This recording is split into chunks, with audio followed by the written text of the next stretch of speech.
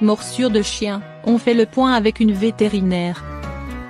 Ces derniers jours, l'actualité a été marquée par le drame d'une jeune femme enceinte succombant à une attaque de chien en forêt.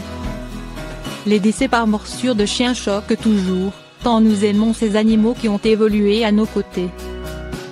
Faisons le point sur les cas de chiens qui mordent, pour se protéger de ce cas de figure terrible mais rarissime.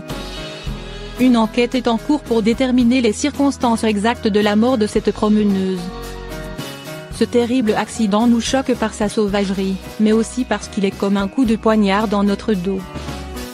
En effet, domestiqué depuis des millénaires, le chien est notre plus fidèle compagnon.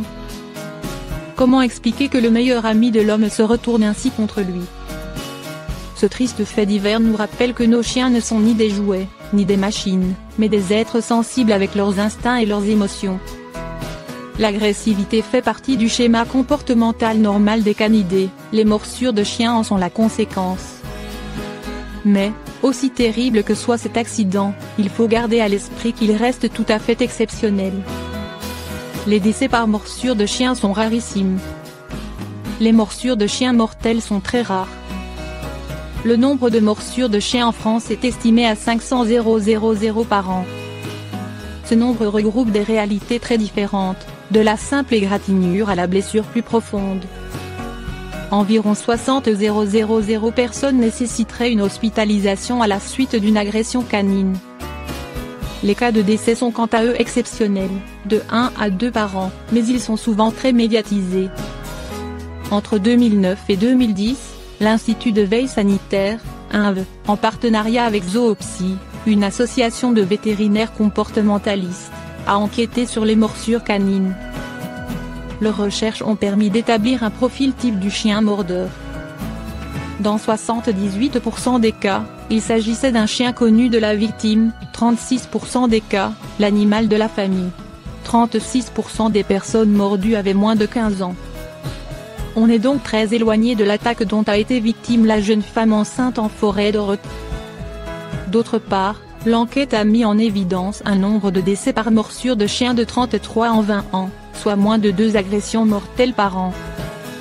À titre de comparaison, les homicides font 800 morts par an dans l'Hexagone et une femme tombe sous les coups de son conjoint tous les 3 jours. Depuis le début de la saison, les accidents de chasse ont fait 5 morts par arme à feu en 3 semaines. Si on ne peut nier le phénomène des morsures de chiens, ces chiffres permettent de relativiser la dangerosité de l'espèce canine. Le chien, un loup pour l'homme. Même si cela semble parfois difficile à croire lorsque vous observez votre fidèle compagnon jouer avec les enfants.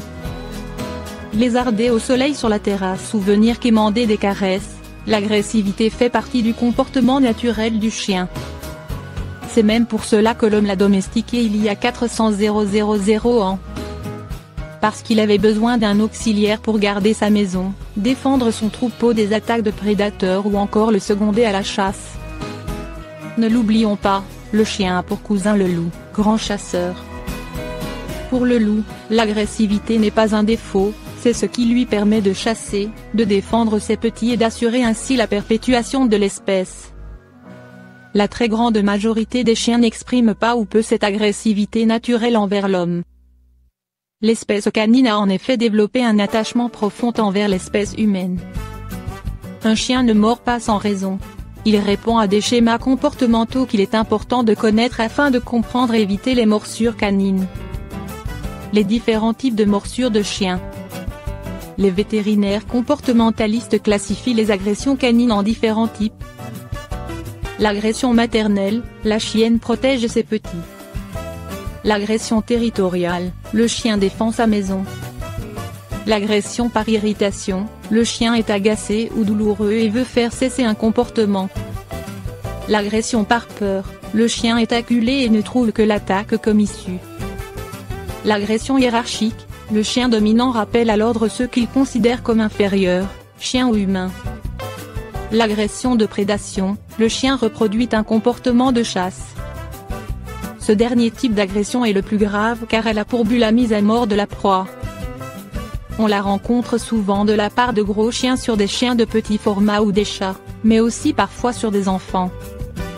Lorsque les chiens sont en groupe, l'effet meute peut renforcer des comportements d'agressivité, les animaux s'entraînant les uns les autres.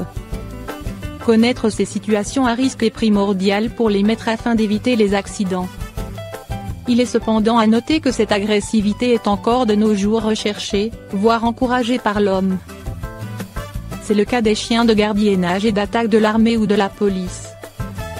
De tels animaux, dressés au mordant, peuvent se révéler de véritables armes et nécessitent un maître expérimenté. L'intervention humaine dans les premiers mois de vie du chiot est également déterminante. Un jeune chien maltraité ou délaissé peut rater sa sociabilisation à l'homme ou à un type d'humain, les enfants par exemple, et devenir dangereux. En effet, dès leur plus jeune âge, les chiots doivent être mis en contact avec tout type de personnes afin de tisser avec notre espèce un lien amical. Dans le cas contraire, ils risquent de devenir craintifs et agressifs envers les personnes inconnues.